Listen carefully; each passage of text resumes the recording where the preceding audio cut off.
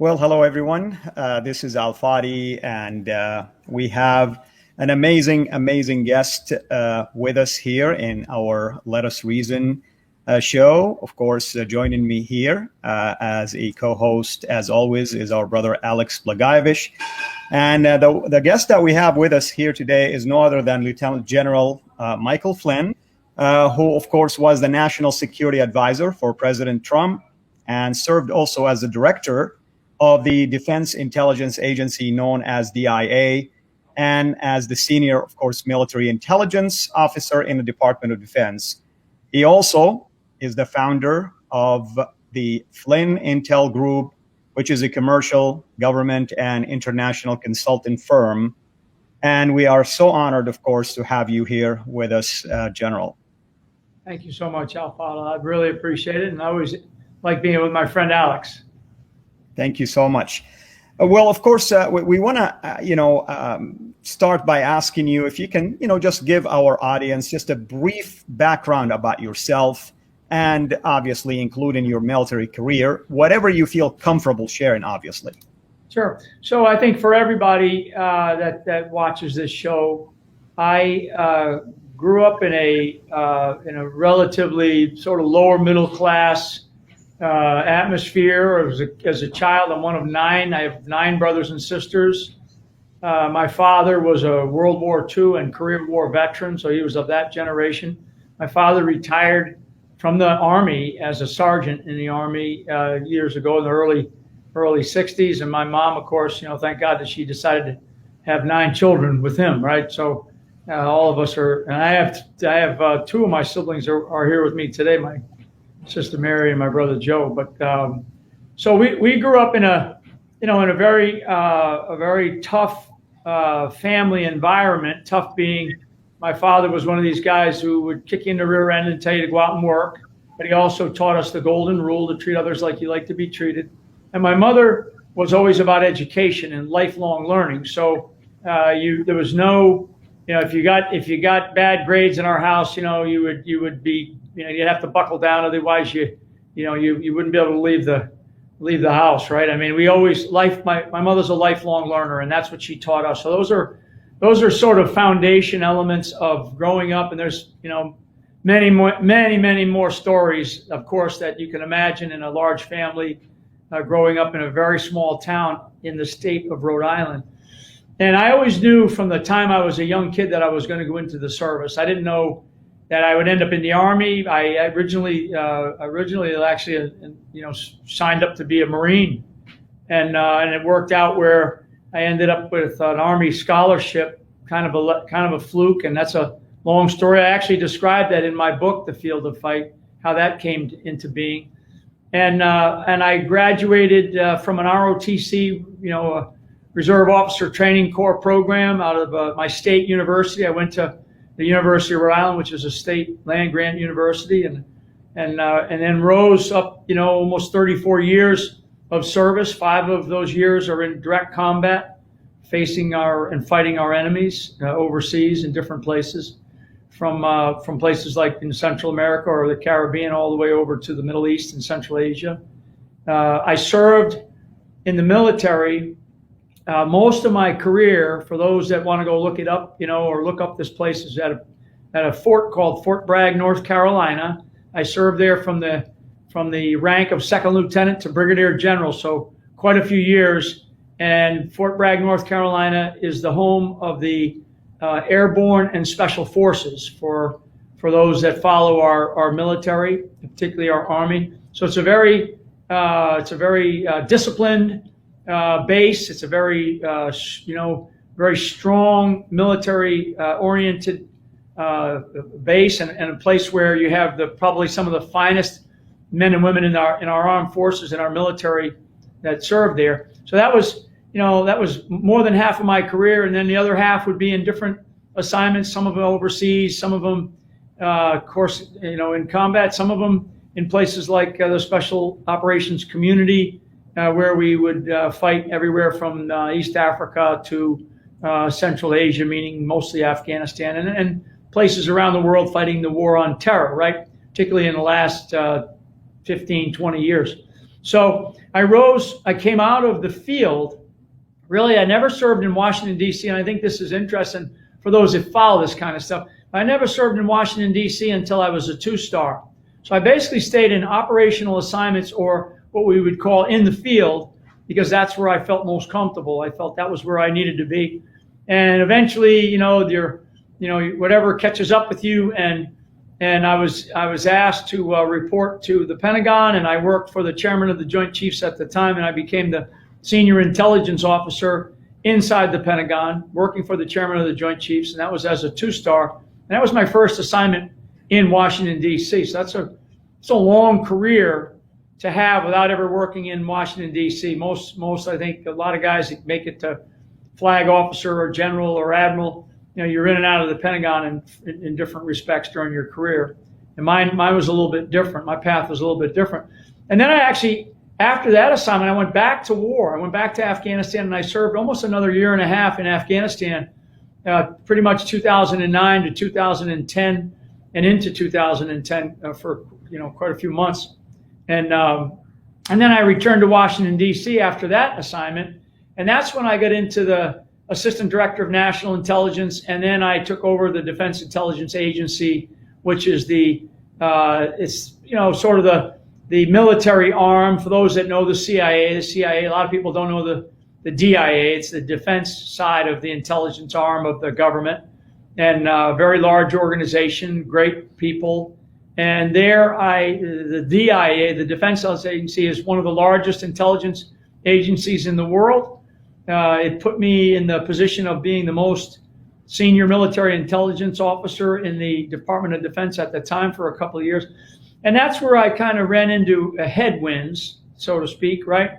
With the administration of the Obama administration, where the message at the time after bin Laden was killed, the message was bin Laden's dead, Al-Qaeda's on the run. And I was asked publicly in open hearings with members of the House and members of the Senate whether I believe that or not. And essentially I said, no, I don't. That's not what the intelligence, and that's not what we, with a lot of years of experience fighting these guys, believe. And as well as other things, I was really hard on China in terms of how we were analyzing the various threats that China faced, that we were facing from China. And so, that's my experience. That's my field. That's what I thought I was brought in to do, was to look at the greatest threats that we are facing. And those are two, right? Radical Islamists and China. Those are two. And it's funny, but they're aligned ideologically, because they are aligned against the United States of America. That's the ideological underpinning of why would those two ideologies align and want to take on the United States of America. So anyway, that's 5 minutes maybe in a nutshell. A lot of details that I'm leaving out. I had a great career. I'd go back and serve again in the military. The people that I served with were some of the finest men and women in America, not just in the armed forces. Wonderful. Yes, very, very exciting. And today we're here to discuss The Field of Fight, and a book that was written in 2016, or at least summer 2016. Summer 2016. And I read the book, and I was looking forward to the interview. But I have to be honest, I thought that I would be a little disappointed by the book, because most of the books written on Islam, and Fadi and myself are experts on Islam. Mm-hmm. And so most of the books are watered down books on Islam. And so I thought I would be a little disappointed, especially when it comes from a more of a political global strategy kind of thing. But I really was very pleasantly surprised, even though I have the highest respect for General Flynn. It's a book on Islam, radical Islam, and I didn't know what I was going to get. But I was pleasantly surprised, and it was an excellent book. So I'm going to go through. There are many ways we can go. I'm going to ask you a question. There are many questions I could ask you, and I know our time is limited. But first, I was going to ask you, but I'll tell the audience, so that, because it's not a major question, it's the title. I was wondering what the title was about, and it's The Field of Fight. And I was surprised also to find out that it's from ancient Greek epic poet Homer's Iliad, and that describes a battle between man and God. And I thought that was very interesting of a choice of a title. And I'm not going to ask you a question on that because there's many more important questions. But what I thought was interesting, and I knew when you described that the director of FBI testified that he was running investigations on ISIS in all 50 states, that there were cells everywhere in the United States of ISIS, and I knew that because I'd been involved with those kind of things. But with your experience and your boldness, I love the fact, and that's why you probably were hated, because you were calling a spade a spade. And that's what I respect about you so much, General Flynn, and how you've been for the last 30 plus years fighting, and much of that time has been spent at top levels of U.S. military intelligence, so you know what's going on. But what I like first and foremost is when you said that we ought to know our enemy. You cannot fight an enemy that you don't know. Right. So you have to get in their minds. Now, for Al-Fadi, it's a little easier because he used to be a radical Muslim from Saudi Arabia, so he knows how radical Muslims think. For me, it was a little more difficult because it's foreign to me. I never thought in that manner, so I had to go back to the sources and try to understand what Islam was teaching at the core. But the first question I have for you is that yes, you have to understand your enemy. But what is really worrisome for me is that what's going on in our intelligence. What's going on, and you're talking about how people don't want to be facing and admit who our enemies are, and they don't want to describe them as who they are. So could you elaborate on that? Yeah, I mean, I think that what has happened over time is this. You can say it's a desensitization. I mean, it's desensitizing our culture in the United States of America to call a spade a spade. It's desensitizing to say, well, look, this ideology is not so bad, and it's not about anti-Muslim.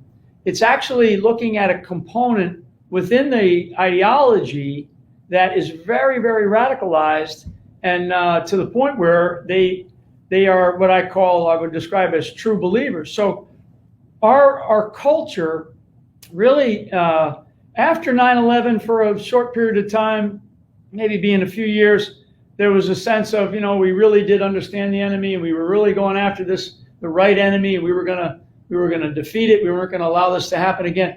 But then as more people began to come into the government, and this is really, I would say, to use a military term, the infiltration of a culture of people, particularly during the Obama administration, that actually would have extraordinary levels of influence in our country to be able to shape policy, to be able to shape the messaging that we were then starting to have to repeat in government, and then of course repeat in our education system and repeat in society writ large.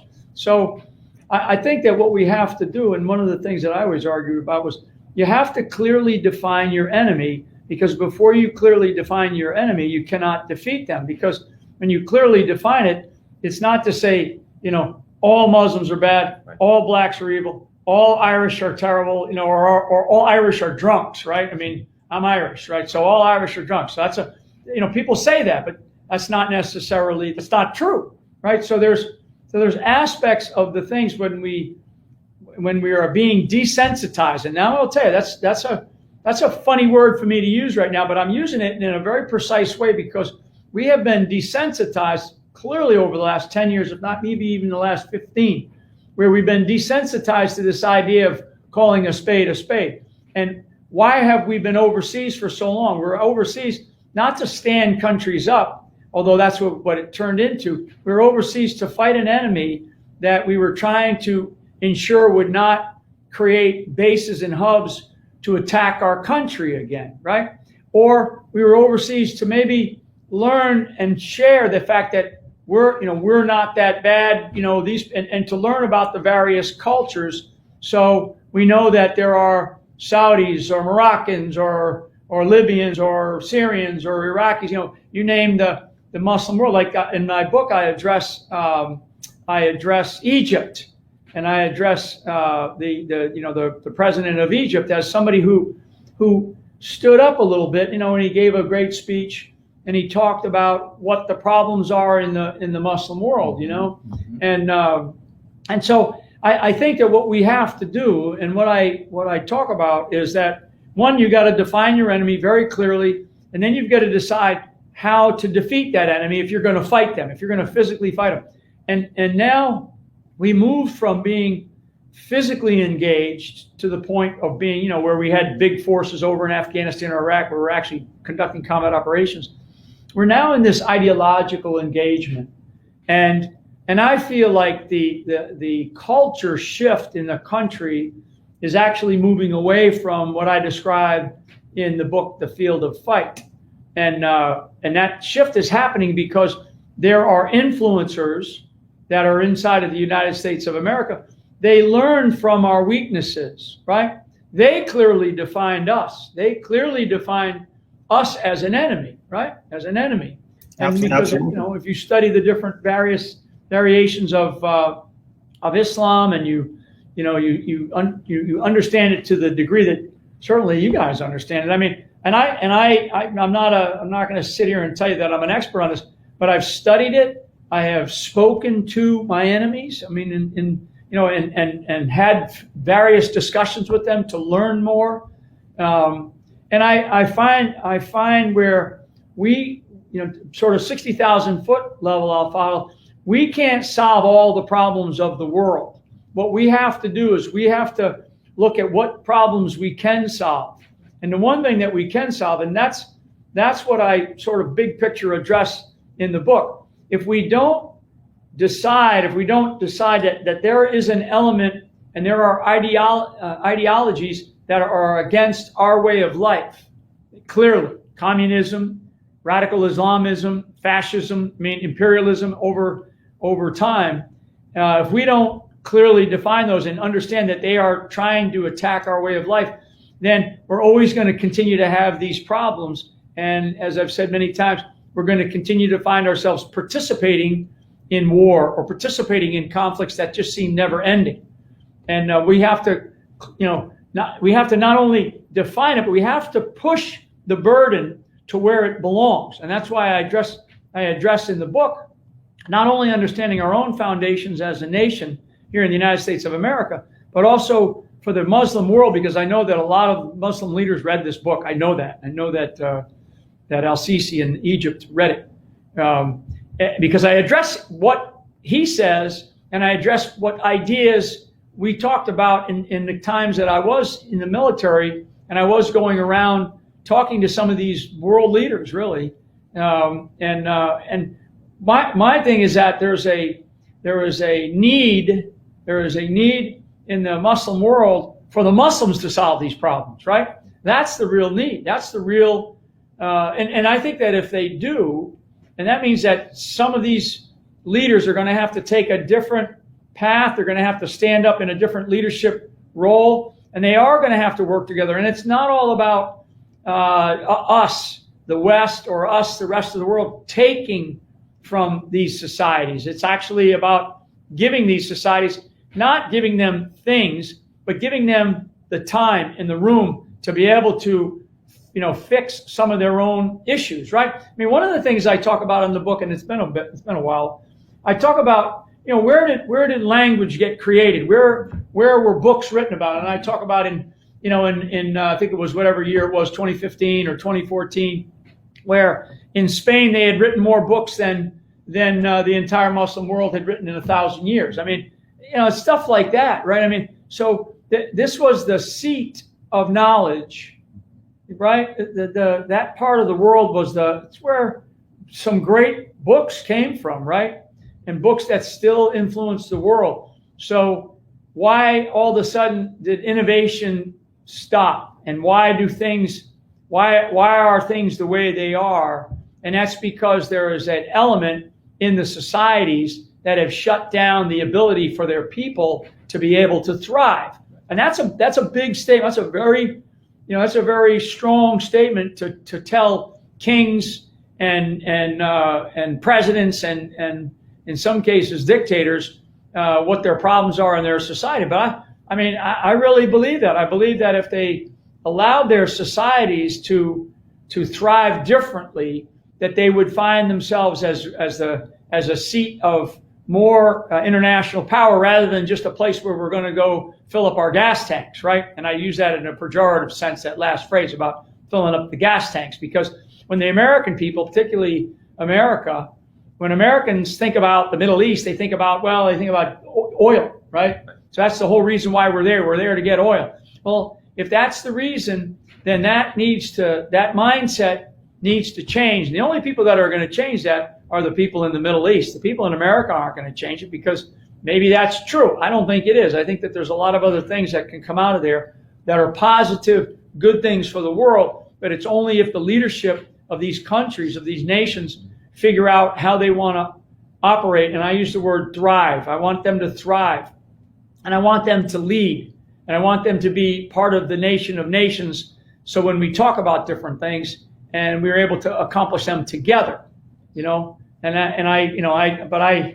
that's out of one side of my mouth, and I'll get off my soapbox here. I'll follow in a second. One of the things I address in the book is the aberration of peace. I say that war is the norm in human history. War is the norm, and peace is the aberration, right? Peace is not normal. And people look at me when I say that in audiences around the United States. When I talk about that, they'll look at me like, "Oh, you're crazy." And I say, "Well, we've been at war for 20 years in this country. We just walked out of Afghanistan. After the first 2 decades of this century, we've been fighting in Afghanistan. Now, maybe it's not tank-on-tank battles, but we've been fighting. People have been dying. The societies have been decayed because of the war. And the United States of America has been at it for 20 years. We still have forces in Iraq. We still have forces in other parts of Africa. So war is the norm for societies, for human history, and peace is the aberration. That's a sad testimony to human history, but that's how things take shape. And it doesn't mean that it's good or bad. That's just the reality.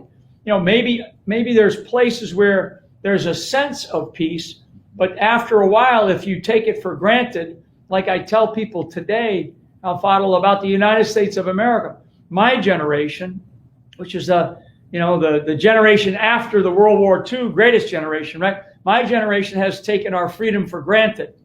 And we are now in a place where our peace is at risk, right? Our peace for how we are as Americans, freedom-loving, being able to follow our Constitution, being able to follow our Bill of Rights, being able to follow our Declaration of Independence, and being able to follow our hearts, to do the things that we want to do to thrive. That is all at risk. And when that's at risk, that means that tension rises and uncertainty rises and a sense of fear in a society rises. And I think that that's a dangerous element. Those are dangerous elements to interpose into a society. And that's happening to us. Everybody knows that. Everybody can feel that. Internationally, people that are paying attention to the United States of America know that. And particularly this idea that there is a sense of fear in the society here in this country. And because people are uncertain about what's happening and what's going on. And, did this get stolen? Is this guy really the president? Or what about this policy? I mean, everything. And people begin to develop a level of uncertainty. And when you have uncertainty, then fear, the emotion of fear begins to rise. And then people take different actions. So, and we have to avoid that. What we want to do is we want to reimpose our freedoms. We want to re-find or rediscover, probably a better way to say, we need to rediscover America for what it is. And in fact, I'll tell you, I always tell people, page 111 here is probably the most important paragraph that I spent. And I write this. I say on page 111, it's at the end of the chapter, and it's on the enemy alliance, right? And I write, let us not fear what we know to be true. Let us accept what we are founded upon, the United States of America, a Judeo-Christian ideology built on a moral set of rules and laws. Let us not fear, but instead fight those who want to impose Sharia law and their radical Islamist views. Because that's not the founding of our nation. That's not the founding of our republic. Our founders studied every religion known to man on the planet at that time to include, all you got to do is read some of the diaries of the founding fathers, to include religions such as Zoroastrianism, which for anybody that's from Iran, or Persia understands Zoroastrianism is it's one of the oldest religions in the world, right, in the history of the world. And I've taken a look at that. And we had founders, I think it was Jefferson or Adams, they actually studied that. And they studied Islamism because they wanted to make sure that when they created when they founded this country and they created this country, they wanted to make sure that they weren't missing something. But what they decided to do is to say freedom of religion, freedom to be able to practice your faith, whatever it is. As long as you don't impose that in a harsh or unnecessary way against the will of the people, right? And get back to what I said about leadership in the Middle East, and what I think the leadership of the Middle East needs to do is that don't impose, expose, if you will, and get people involved in the lifeblood of your countries. And leaders, that's what good, positive, strong leaders do. They open things up, they open the eyes up, and all of a sudden people will, there's been really, really strong leaders in the history of the world, in that part of the world, who are some of the strongest leaders in known to man in the history of the world. And yeah, times were different, and they had their armies battling each other, but they were benevolent. At the end of the day, they were benevolent and they were good to their people. And I think that there are examples there are lessons that are positive and good that can be taken. And what you want to do is you want to leave behind those bad parts of those lessons that you can learn, and leave them behind, but learn from them. So anyway, that's a mouthful, but it's so important, this notion of who we are as an American society and what we were founded upon, and that we are a republic. We are a democracy, but we are a democracy that stands as a republic, meaning we elect our representatives and we allow them to decide what it is, how it is that we're going to live. When you begin to take for granted those people or those freedoms, then they will run away on you. These elected leaders, they'll become corrupt, right? And there's many, many examples in history, in human history, about republics that fell and collapsed, and they no longer exist. And so I always ask the question, I'll ask this audience, to answer it for yourself and to have the conversation in your homes. Is the United States of America waxing like the moon rises, or is it waning like the moon sets? Where are we in that transitory period of time of human history? And I want to believe that we're still rising, but we are at a very, very historic transition point. Now, how many years does it last, and are we able to shape it a little bit so we can maintain the freedoms that we all enjoy? All of that is at risk. Yes. Absolutely. And I'm so thankful for your insight, of course, and you come at it from various angles at a much deeper level than myself. But I'm like you, being a former Muslim with a jihadi mentality, and I appreciate the fact that you're saying you don't want to use a broad brush and just say all Muslims like that. Even say there are some Muslims who are disturbed by what the jihadis are doing, and my concern is that how can our intelligent officers, or at least most of our officials who are very intelligent people, overlook the ideology? It's an ideological battle. It is not just a group of people that you can defeat and somehow this whole thing will be put to rest. It's an ideology that's existed for 14 centuries, and it will continue to exist, and nothing is going to stop it. It'll never go away, and I don't use the word never all that much, but this is an ideology. It's like Catholicism or evangelical ideologies in the faith-based communities, right? It's like communism or fascism or imperialism or you name it, ism. And so these are not, they're never going to go away. But what you have to do in this country to sort of speak for ourselves in the United States of America, we have to stick to what has worked for so long. And that means that we do have to accept the various, atheists, right? I know a guy that I talk to routinely who I know is an atheist, and we talk about it all the time and we debate. But he's a friend of mine because he's got an analytic mind that is so strong, so powerful. And I cherish when he wants to talk to me about something, I cherish his analysis about whatever the issue is. And he's an atheist, right? I don't like disavow him. I don't think any, in fact, I like the guy. He's a friend of mine. So, and it's like Muslims. I have very, very good friends who are Muslims, very good friends. And because they offer, and particularly in the United States, they offer not only shrewdness in the business world or in the military world, but they also allow a conversation to be had that's more legitimate. That's more. It's like this conversation that we're having right now. I do think that what has happened is there is a, and I say this. I think I already used the word infiltration. There is an infiltration, and it is enabled. It's enabled by a political class in this country that allows this infiltration to occur inside of the fabric of our government. So that's one point, one aspect of it.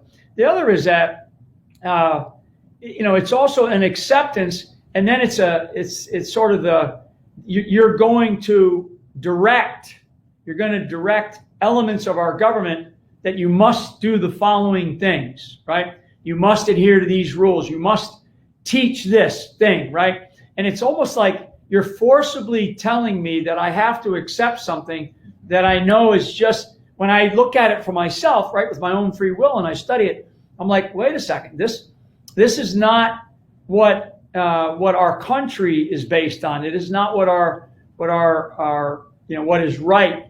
It's not. It's this sense that this is not. Why are you forcing me to have to examine something just because you're acting as though let's like what everything, and I'm sort of alluding to everything going on with critical race theory and the Black Lives Matter, but also it's the same thing with the sort of, particularly in the military, some of the chain teaching that was going on to basically say, no, you must accept this. You have to accept this. And I'm thinking, wait a second, why do I got to accept it? I mean, and why are you forcing? It's like I tell people, I don't wear my religion on my sleeve because I'm not going to sit here and tell my buddy Alex that I'm not going to say, oh, you need to be a Catholic. No, and this is the way, and I'm not going to start preaching to him because you get sick of it. I get tired of it sometimes when people come to me and they're showing their religion so much where you kind of get, you're pushing it on me. Don't push it on me. Religion is a very sensitive issue, and health is a very sensitive issue, right? My health conditions, about how healthy I am. Your financial situation is a very sensitive issue. So yet in our government, we find our government in some aspects, particularly in different administrations, and this would be one of them right now, it's like you're forced to accept it. And whenever you force somebody to do anything, it never turns out well. It doesn't turn out good. And it's unnecessary. You shouldn't have to be forced to like something. You should like it because it actually is a good thing, right? And so you meet people. It's like I tell people a lot, be careful when you're asked for money from an entity or a thing. Go find out who are running these things. Go see the person. Go meet the individual. Look at what's inside of them. Look at what's in their heart. Look at their actions. Look at their words. And we're way, way imperfect. I mean, I know. It's like, as much as I've talked about different things, I know I've said some things that were probably inappropriate, and it's not. I mean, yeah. So if I did, then I apologize. I mean, we're all sort of sinners and we're imperfect, but that's not the point. The point is that don't force this on me, and we tend to do that in our government with certain aspects of ideologies, particularly right now. This is happening, and it's trying to disrupt the fabric of a free society for people who are free-thinking people. But they're able to do it because our generation has allowed ourselves to take for granted the role of the federal government, and the role of the federal government has almost flipped around on its head, where the federal government, under our Constitution, under our founders, they didn't really give the federal government all that much to do. They really didn't. They gave individuals a lot to do. They gave states rights a lot. They gave us a lot for states to do. They didn't give the federal government that much to do. And yet in the sort of the experience of America over a couple of hundred years plus, that whole thing has been flipped on its head. And now we have a federal government that's able to impose far more conditions on our lives than we ever wanted as a nation. And people are starting to feel it, and everybody is starting to wake up to it. And now we realize, oh my God, we've taken for granted our freedoms. And so now what do we do about it? And that's, now we, like I like to say, local action has a national impact. You got to get involved in your communities, but you got to understand your community. You got to understand the communities that you're in. And the demographics in this country have shifted tremendously. The demographics have shifted since 1950, and then 2010 was another census, and then they just did another one. And they're trying to, the federal government and federal authorities, through the political system that we have, they're trying to change the landscape of the country, not to our benefit, not to the benefit of the Constitution, but away from the benefit of the Constitution. Well, one of my biggest concerns, General Flynn, is the PC culture, and you talk about that in your book. And but political correctness. But political correctness, yes, and the hypocrisy, or even just people, and the fact that it even infiltrated our intelligence. You call it the politicization of intelligence, right. And it really concerns me, because one of the attacks I get, the number one question I get from people, when I speak publicly, is, why do you hate Muslims? That's the number one question I get. Yeah. And I tell people, why do you think I hate Muslims? I love Muslims. If I criticize communism, does that mean that I hate most of my family who lived in Yugoslavia? I have a right as a citizen to criticize any ideology I want. Right. Whether I'm right or wrong is a different story. Right. But I have a right, and so this PC culture that's infiltrated the West is that if somehow you criticize any ideologies, that somehow you're a hater, you're racist, you're Islamophobe, you're vile. You called, those. Yeah. Those, those are names. So that's important. That's just super important, because we're talking about the use of words to denigrate, right? And these very strong ideologies that are very center-based, meaning they're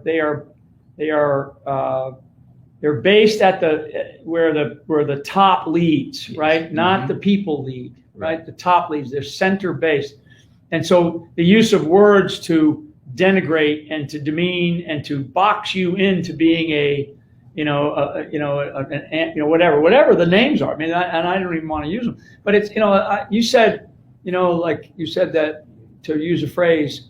I mean, and I'll take it from loving Muslims to saying I love people. I'm generally, I love people. I mean, I'm a people type of person. I love engaging people, and frankly, and part of that loving people is also trust. And like I learned to say many years ago, that I will give trust away because I generally get it back. And once it's violated, then you don't make that mistake again with that person or with that element or whatever it was that you were dealing with, because those are two components of emotions and values, trust and love, that we have to have as humans. And this is not a touchy-feely session we're having here. This is about people. And so I'm going to trust somebody until they prove themselves otherwise. I'm going to generally like these people that I meet or see in the various groups or the various, in my military days, working with many, many different countries, working with many societies, many ideologies, many different ways to function and operate and believe, and going to different events with people that were events that were not Irish Catholic events, right, so to speak, right? So, what we have to do is we have to trust each other, and we have to generally like people until they do something that causes us to say, well, this is not right. This is not right. And that's where you get these very strong ideologies that are center-based, meaning that they're top-led and they're dictated downward. They're not from the bottom up, and they're essentially told what to do. And what they're doing, Fadil, is they're imposing themselves on you. And what they have convinced, in some cases, leaders in our country, what they have convinced them, and frankly, I don't think it took a lot of convincing. I think it actually, they were already there. But what they have been able to do is they've been able to convince our leaders to really to impose these things on us, right? Those of us that just want to get along with people, right? Work together, treat others like you like to be treated, the golden rule, and just be a good person, right? Be a good person. But we get imposed by these quote unquote these leaders in our country who say, no, you're a bad guy because you have a bumper sticker on the back of your car that just so happens to be a replica of your state flag, and you're from one of these states that still carries the Confederate component of the flag on the state flag. So now what they want to do is they want to change the state flag. Or if you have that bumper sticker on your car, they want you to remove it because it's like, wait a second, this is a free country. I can put out. And this is not to say anything about what people believe or don't believe. This is to say that we have an imposition and a theft of our rights and our freedoms being had today like we've never seen in our country before. And everything that we're talking about with all this stuff that I do describe in this book, The Field of Fight, everything that I'm talking about is actually, it's like I wrote this book from 2015 to 2016. It was published in 2016. But if you read it today, you'll go, oh my God, this is still going on. And then actually with this current situation that we're in, the situation is actually growing worse. It's actually getting worse because they don't follow the idea that we just have to work things out, and let's not be politically correct, right? Let's call a spade, to use Alex's phrase at the beginning. I mentioned earlier today to a group, Al-Fadl, about the emperor has no clothes, the story which you teach children about. The emperor has no clothes. The emperor goes down into the village and he's riding a horse and he's got no clothes on. And he rides through the village and everybody's kind of snickering until the little child at the end of the path finally says, hey, king, hey, emperor, you're not wearing anything. And he suddenly looks at himself and he's embarrassed because nobody wants to say what needs to be said. Okay, and it takes a child in this story to say it. And I learned that as a child. I learned that story as a child.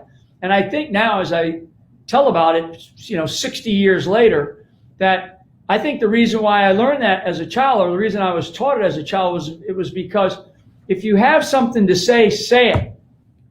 And say it professionally, say it politely, say it maybe to the side. Like if I the best way to counsel somebody is not to chew their rear end out in front of the group, but you pull them away and you say, hey, let me tell you something that you're doing wrong. You got to fix this, and I don't want to embarrass you, right? And we can do that as well. But now what we're being told is if I say something, I'm called all kinds of names. Alex is called all kinds of names. You're called all kinds of names. And the media in our country just picks up on it and carries it as though that's who you are. And then some number of people, some percentage of people, they believe it. They believe that, that you're a racist, right? That I'm an Islamophobe. And that's as far from the truth as we can get. Yeah, and it's the whole idea of tolerance is that I tolerate you even though I don't agree with you. That's right. The whole idea of tolerance. Right. And yet, the people who supposedly are the most tolerant people are actually in reality the most intolerant people because they want to impose their ideas on us and they don't want us to be able to voice our opinions. So thank you, John Flynn. I know you have to go to your next thing. We're going to meet a bunch of veterans here. Yes. Fadi, it's great to see you. Thank you, my friend. Great to see you too. Thank you so much. We would love to have you again to continue this discussion. We recommend to people, of course, to buy this amazing book. It's a New York Times bestseller called The Field of Fight: How We Can Win the Global War Against Radical Islam and Its Allies. And I encourage everyone to really get a hold of it. It's a small book, easy read, but it's succinct, straight to the point.